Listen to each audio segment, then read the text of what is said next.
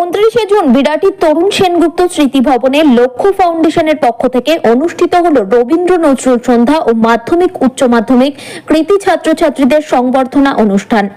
লক্ষ্য foundation charitable ট্রাস্টের লক্ষ্যই হলো সমাজের পাশে দাঁড়িয়ে জনস্বাস্থ্য উন্নতিতে ও শিক্ষার প্রসারে অগ্রসর হয়ে কাজ করা। এদিন সংস্থার পক্ষ থেকে আয়োজিত এই অনুষ্ঠানে সাংস্কৃতিক প্রোগ্রামের মধ্য দিয়ে বিভিন্ন স্কুলের মাধ্যমিক উচ্চ মাধ্যমিক পরীক্ষায় প্রাপ্ত 60%-এর বেশি নম্বরে যারা উত্তীর্ণ হয়েছেন এরূপ প্রায় 250 জন ছাত্রছাত্রীকে মঞ্চ থেকে সংবর্ধনা দেওয়া হয়। উক্ত অনুষ্ঠানের বিশেষ অতিথি রূপে উপস্থিত ছিলেন বেলুড় কলেজের অধ্যক্ষ মহারাজা স্বামী মহাপ্রজ্ঞানন্দ মহারাজ। এছাড়াও উপস্থিত ছিলেন লক্ষ্য ফাউন্ডেশনের সভাপতি কিশোর কর, সম্পাদক পূর্ণেন্দু দেবনাথ, কার্যকারী সদস্য রতন জেন সহ অন্যান্যরা। প্রথমেই বলি, এই যে উদ্যোগ, লক্ষ্য ফাউন্ডেশনের বয়স মাত্র 1 বছর, কিন্তু প্রথমেই আমি যেটা বলতে চাই, এই উদ্যোগ অত্যন্ত সুন্দর এবং এই ফাউন্ডেশনের যারা সদস্য এবং যারা কর্তৃপক্ষ তাদের আমি আন্তরিক সাধুবাদ জানাচ্ছি।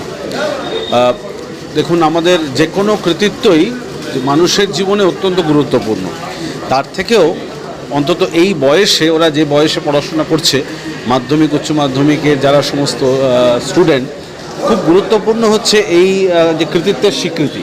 তো সেই যে কাজ, সেটাতেই লক্ষ্য ফাউন্ডেশন একটি আয়োজন করেছে এবং সেটা খুব আনন্দের।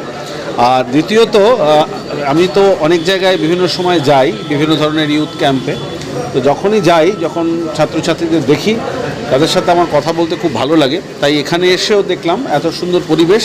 তাই স্বামীজির একটু কথা, স্বামীজি ভীষণভাবে চেয়েছিলেন, আমি বললামও যে তার ছাত্র যুবদের তাদের মধ্যে থেকেই তার যথার্থ যারা কর্মী তারা বেরিয়ে আসবে। তাই তাদের সঙ্গে স্বামীজির কিছু কথা আমি একটু আলোচনা করলাম। খুব আনন্দ হচ্ছে, খুবই ভালো লেগেছে। লক্ষ্য ফাউন্ডেশনের মূল উদ্দেশ্যটা হলো যে সমাজের পাশে দাঁড়ানো। সমাজে আমাদের জীবনের তো একটা কর্মকাণ্ডের মধ্য দিয়ে চলে, তাদের নির্দিষ্ট গতিপথে চলে, কিন্তু এইটাই তো শেষ কথা নয়। আমাদের জীবনের একটা অংশ, একটা নির্দিষ্ট অংশ যদি সমাজকে যদি আমরা না দিয়ে যেতে পারি, তাহলে এই সমাজ কি করে এগোবে? সমাজের জন্য প্রত্যেকটা মানুষকে এগিয়ে আসা উচিত।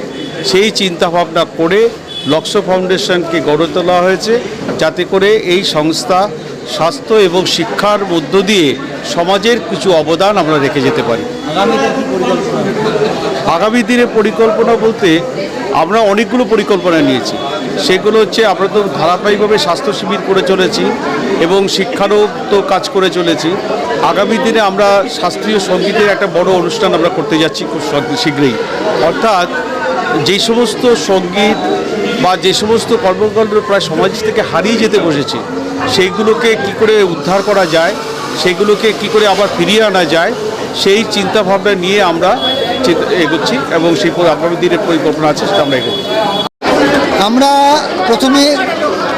প্রথমে যখন আমরা ঠিক করেছিলাম গত বছর যে আমরা প্রত্যেকেই কিছু না কিছু সমাজসেবামূলক কাজ করি, তো সেই দিক থেকে যখন আমরা ব্যক্তিগতভাবে সমাজসেবামূলক কাজ করি, সেটাকে একটা প্রাতিষ্ঠানিক রূপ দেওয়ার জন্য আমরা লক্ষ্য ফাউন্ডেশনকে চ্যারিটেবল ট্রাস্ট হিসেবে আমরা রেজিস্ট্রেশন করেছি, যাতে দীর্ঘদিন ধরে আমরা এই কাজটা করতে পারি।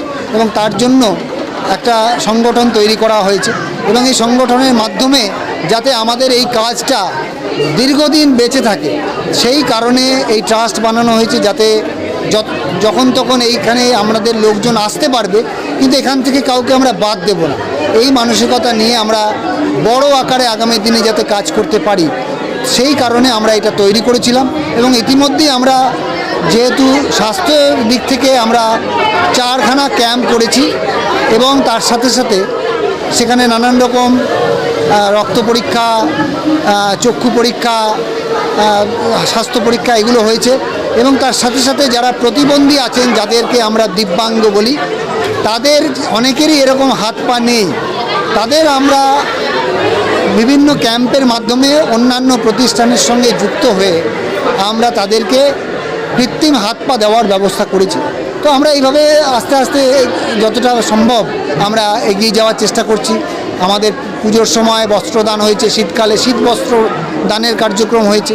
তো এরকম নানান রকম কর্মসূচি আমরা নিয়ে আমরা ছোট ছোট করে কাজ করে চলেছি।